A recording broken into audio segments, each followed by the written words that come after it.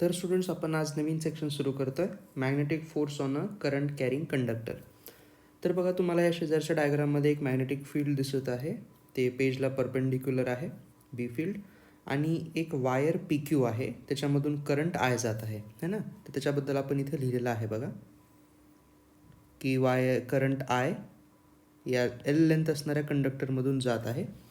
तर या कंडक्टरवरती लागणारा जो मॅग्नेटिक फोर्स आहे त्याचा फॉर्म्युला आहे बघा, vector F is equal to I L cross B असा दिला जातो. हा फॉर्म्युला लक्षात ठेवा.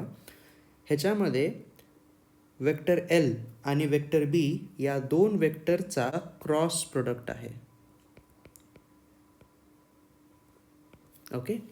आणि वेक्टर एल, आता वेक्टर एल म्हणजे काय आहे, तर वेक्टर एलची डायरेक्शन ही करंटच्या डायरेक्शनमध्ये आहे. यावरच्या डायग्राममध्ये मी अजून एक एक्स्ट्रा डायग्राम काढू शकतो बघा. तुमचा एल वेक्टर असा असेल, समजतंय. आता तुम्ही आय एल क्रॉस बी ह्याची जर डायरेक्शन काढणार असाल तर तुम्ही कोणता रूल यूज करणार, तर तुम्ही right hand thumb rule use करणार. आणि त्या रूलमुळं या कंडक्टरवरती लागणारा जो मॅग्नेटिक फोर्स असेल त्याची डायरेक्शन हे बघा अशी येईल इकडं. हा असेल तुमचा मॅग्नेटिक फोर्स. हा या कंडक्टरच्या लेंथला 90 डिग्री असेल. हे 90 डिग्री कशामुळे असेल, तर ती राईट हँड रूलची प्रॉपर्टी आहे, किंवा क्रॉस प्रोडक्टची तुम्ही प्रॉपर्टी म्हणू शकतात.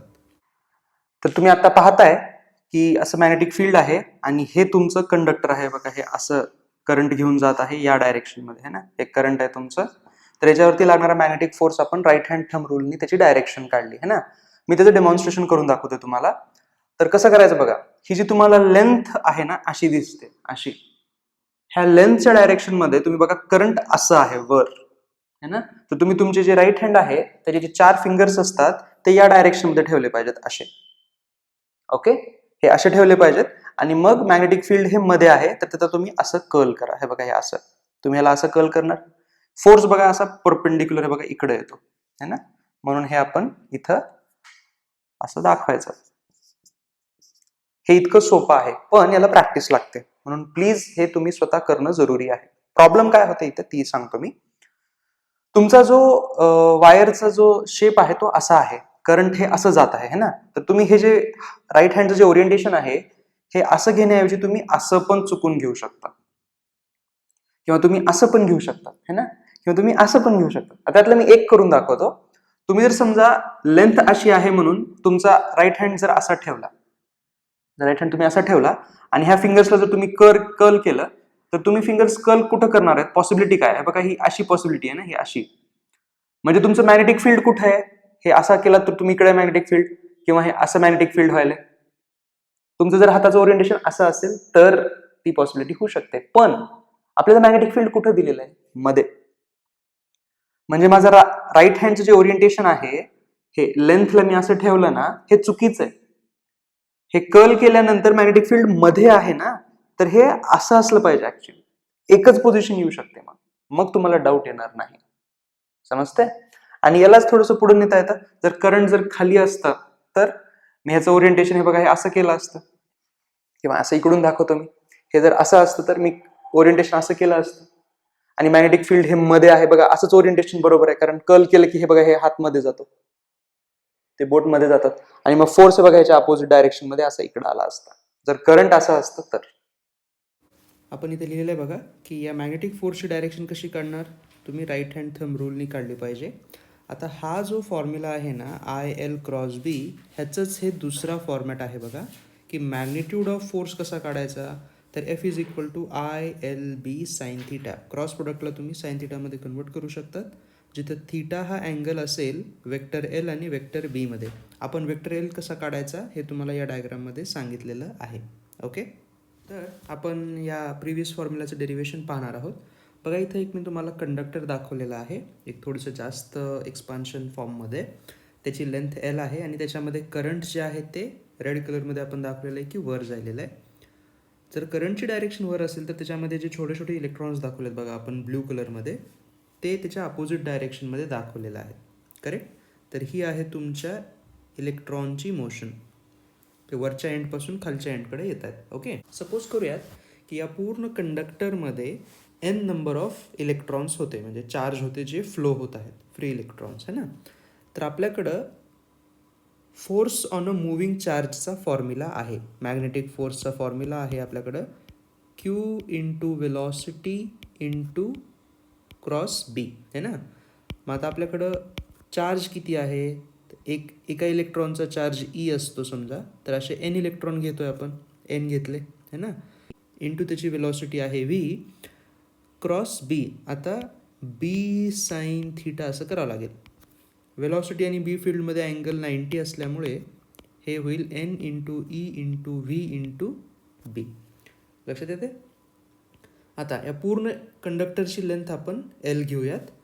तर या वेलॉसिटीला आपल्याला कसं लिहिता येईल बघा, एन इंटू ई इंटू वेलॉसिटीला आपल्याला लेंथ बाय टाईम टी घेता येईल इंटू मॅग्नेटिक फील्ड बी होईल. आता हे बघा, हे आहे charge by time, correct, total number of charge divide by time. तर काय व्हायला आहे, टी वेळामध्ये तुमचा कोणताही एक चार्ज समजा या पॉईंटपासून जर त्यांनी सुरू केला असेल है ना, कंडक्टरच्या या पॉईंटपासून, तर टी वेळामध्ये तो इथंपर्यंत येतो आहे असा त्याचा अर्थ आहे. म्हणजे त्यांनी पूर्ण लेंथ कवर केलेली आहे. समजतं तुम्हाला. म्हणून हे आहे टोटल चार्ज बाय टाईम, याला आपण करंट म्हणू शकतो. आणि इफेक्टिवली मग हा फॉर्म्युला होतो बघा आय इंटू एल इंटू बी. तर हे त्याचं डेरिव्हेशन आहे. म्हणजे क्यू व्ही क्रॉस बी जो फॉर्म्युला आहे त्याचंच दुसरं फॉर्मॅट आहे आय एल क्रॉस बी. समजते. आता याला फिजिकली कसं समजायचं, तर खूपच सिम्पलची गोष्ट आहे बघा. ह्या कंडक्टरमध्ये जे तुम्हाला छोटे छोटे इलेक्ट्रॉन्स दिसत आहेत ब्ल्यू कलरमध्ये, त्या प्रत्येकावरती क्यू व्ही क्रॉस बी या फॉर्म्युल्यामुळे मॅग्नेटिक फोर्स लागेल. त्याची जर तुम्ही डायरेक्शन काढून बघितलात तर ती कशी येईल बघा. वेलॉसिटी खालच्या डायरेक्शनमध्ये आहे, अशी आहे वेलॉसिटी ही, आणि बी फील्डमध्ये आहे. तुम्ही व्ही क्रॉस बी जर केलात तर तुमचा राईट हँड थंब रूलनुसार इकडे येतो है ना. पण हा एक नेगेटिव्ह चार्ज आहे, म्हणजे ह्या डायरेक्शनला उलट करावं लागेल. आणि हा तुमचा मॅग्नेटिक फोर्स असेल बघा कोणत्याही एका चार्जवरती. असं प्रत्येक ठिकाणी चार्जेस आहेत. समजतं तुम्हाला या कंडक्टरमध्ये. म्हणून प्रत्येक ठिकाणी असा एक फोर्स लागेल या कंडक्टरवरती किंवा त्या कंडक्टरच्या इलेक्ट्रॉनवरती असं आपण म्हणू शकतो. कंडक्टरच्या प्रत्येक पॉईंटवरती असा फोर्स लागेल. कंडक्टरच्या प्रत्येक मूव्हिंग इलेक्ट्रॉनवरती जो करंट प्रोड्यूस करतोय हा मॅग्नेटिक फोर्स लागेल. आता इलेक्ट्रॉन तर काही तुमचं कंडक्टर सोडून बाहेर नाहीत जाऊ शकत. सो इफेक्टिवली ते त्या कंडक्टरमध्येच राहतात आणि ते त्या कंडक्टरला फोर्स लावायला लागतात. आणि त्यामुळं तुम्हाला इतका फोर्स त्या कंडक्टरवरती मिळतो. आणि कंडक्टरची लेंथ मग त्यामुळं खूप महत्त्वाची येते तिथं. का बरं, कारण लेंथ मग डिसाईड करते की किती चार्जेस तुम्ही त्या रिजनमध्ये घेत आहात, तेवढा तो फोर्स वाढतो. समजते. तर या मॅग्नेटिक फोर्सच्या काही प्रॉपर्टी बघूयात. पहिली प्रॉपर्टी बघा, magnetic force is perpendicular to both vector B and vector L. म्हणजे मॅग्नेटिक फील्ड आणि लेंथ ऑफ द कंडक्टर या दोघांना हा फोर्स परपेंडिक्युलर असतो. आणि त्याचं सगळ्यात मेन कारण आहे क्रॉस प्रोडक्ट. ही क्रॉस प्रोडक्टची प्रॉपर्टी अजून काही नाही. त्यानंतर मॅग्नेटिक फोर्स हा मॅक्सिमम कधी असेल, तर जेव्हा वेक्टर एल आणि वेक्टर बी हे एकमेकाला परपेंडिक्युलर असतील. म्हणजे लेंथ ऑफ द कंडक्टर आणि बी फील्ड जर एकमेकाला परपेंडिक्युलर असले तर मॅग्नेटिक फोर्स हा सगळ्यात जास्त लागेल. आणि त्याची व्हॅल्यू मग आपण आय एल बी लिहू शकतो. कारण मग त्यावेळेला साईन थीटा तुमचा 90 डिग्रीमुळं 1 बनतो. ओके. आणि मॅग्नेटिक फोर्स 0 कधी असेल, जेव्हा वेक्टर एल आणि वेक्टर बी हे एकमेकाला पॅरल असतील. कारण त्यावेळेला काय होईल, थीटाची व्हॅल्यू 0 बनेल आणि साईन थीटा पण 0 होईल. म्हणजे फॉर एक्झाम्पल जर तुमचं वायर असं असेल, हे वेक्टर एल असेल, करंट असं जात असेल ह्याच्यामधून, आणि मॅग्नेटिक फील्ड पण जर असं असेल, दोघे एकमेकाला पॅरल, तर अशा केसमध्ये फोर्स हा लागणार नाही. ओके. तर आपल्या डायरेक्शनच्या प्रॅक्टिससाठी म्हणून आपण इथे 3 एक्झाम्पल तुम्हाला दिलेले आहेत. त्याच्यातल्या फर्स्ट डायग्राममध्ये या कंडक्टरमध्ये बघा, हा तुमचा कंडक्टर आहे, हा असावाला येलो कलरमध्ये. आणि मॅग्नेटिक फील्ड हे डॉटमध्ये दाखवलेलं आहे बघा तिन्ही केसेसमध्ये. तर ते आउट ऑफ द पेज आहे, युनिफॉर्म आहे तेवढ्याशा रिजनमध्ये. जितका सर्कल आहे तितकंच मॅग्नेटिक फील्ड आहे. ओके. मात्र पहिल्या केसमध्ये करंट नाही आहे.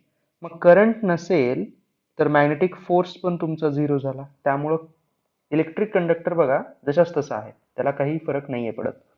मात्र बी केसमध्ये आपण इलेक्ट्रिक करंट हे खालच्या एंड पासून वरच्या एंड कडे पाठवलेलं आहे. मग तुम्ही जर राईट हँड थंब रूलचा जर यूज केलात आय एल क्रॉस बी, तर तुम्हाला असं कळेल की मॅग्नेटिक फोर्स हा या डायरेक्शन मध्ये लागतोय आणि त्यामुळे तुमचं वायर राईट साईडला थोडस टेन्शन मध्ये आलेलं आहे बघा. इट्स लाईक की कोणीतरी त्या वायरला मध्ये पकडून राईट साईडला ओढलेलं आहे, त्यामुळे की त्याच्यामध्ये टेन्शन आलेलं आहे. समजतंय? तीच कंडिशन सी पार्ट मध्ये उलटी आहे. करंट खालच्या डायरेक्शन मध्ये, तर मॅग्नेटिक फोर्सची डायरेक्शन इकडं होईल आणि तुमचं वायर हे लेफ्ट साईडला थोडंसं स्ट्रेच झाल्यासारखं तुम्हाला दिसतंय.